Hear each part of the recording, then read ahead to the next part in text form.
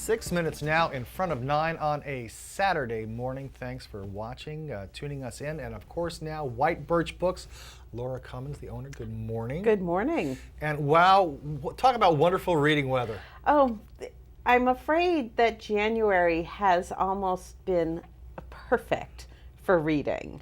I mean, yes, we it was cold and everything, the more energetic outdoor people could enjoy that cold weather, but otherwise it was perfect for a book by the fire. The weather today, yesterday, perfect for a good book, and that's why we're here. Well, every day is good, is perfect for Well, a it good is. book. It is. I mean, you realize that you just switch to the other side. Some people need a little more encouragement. Fair enough. And so let's give them encouragement this morning with, I don't know, this book or that book. Right. Steer the ship where you want it to go. Well, let's just start right here with these two. And I've got them piled on top of each other, but it's Katherine Arden was just here in the Valley yesterday, and she is a young author. She's from Vermont. She's written the 2 books in this series. She's got a 3rd book coming out this December. And what we thought about putting some of these books together, it was like, let's read outside our comfort zone a little bit. Let's do a little bit differently. And this story is built off Russian fairy tales, which is very interesting because she was talking, it's like, well, what's the difference between a Russian fairy tale and like our traditional fairy tales? And she said, well, women in the Russian fairy tales are like powerful and they're witches and things like that. And she said, a lot of our fairy tales, our main women are sleeping beautifully and everything. So anyway, she has taken her years of studying Russian language and history and culture and made them into these wonderful books, of which we have 2 so far with the 3rd coming. And she was just a great guest yesterday. And we do have signed copies of her book, and we're just really excited to have people come in and read those. Nice. So okay, that's number 1. So lifting outside of, just looking from here, I see a New York Times bestseller. Which one? Shattuck. Oh, right.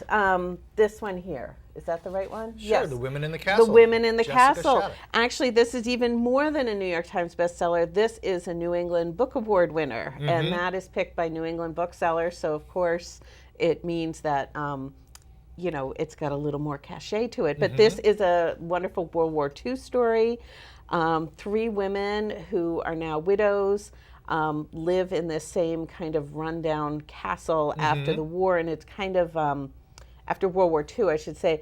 And it's kind of each of them. One of them is a widow of a Nazi or of somebody who fought against Hitler, and she's very adamant how awful it is, and the other 2 are a little more morally ambiguous. So it's a great story for those people who read The Nightingale or I'm losing the other book in my head. But anyway, there's been a lot of great World War II fiction, and this is another one that fits in. But let me just throw out a funny one for you. You probably know Bill McKibben. Well, Bill McKibben, yes. Bill McKibben is an avid cross-country skier and outdoorsman. He's also a very serious writer about the natural economy and things of that nature. Well, this he gets his funny on. This is Radio Free Vermont, and it's kind of perfect for right now. Vermont looks kind of at the rest of the country and decides they want to secede, or a few characters. Killington wanted to secede. Right, a few characters, and they are very. You could call them stock New England characters, but it's kind of a laugh out loud funny, and it's what's even funnier to me is I saw him talk.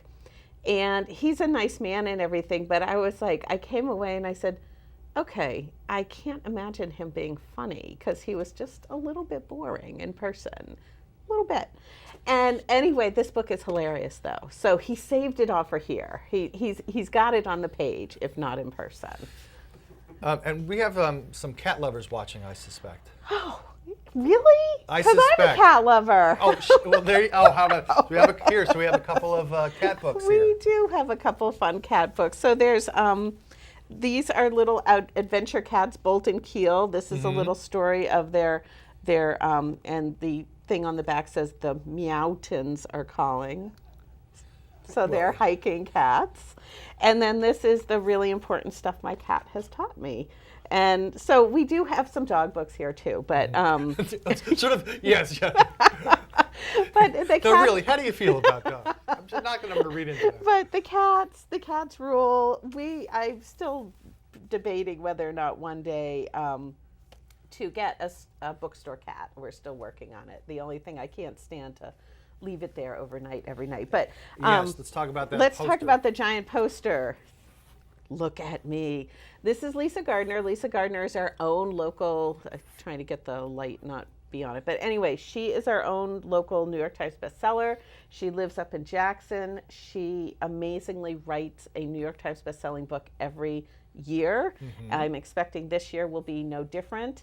And Look for Me comes out to the general world, I believe, on Tuesday, February 6th. But because she lives here and because we work with her on a regular basis every year, we are doing an event with her Monday, February 5th at Horsefeathers.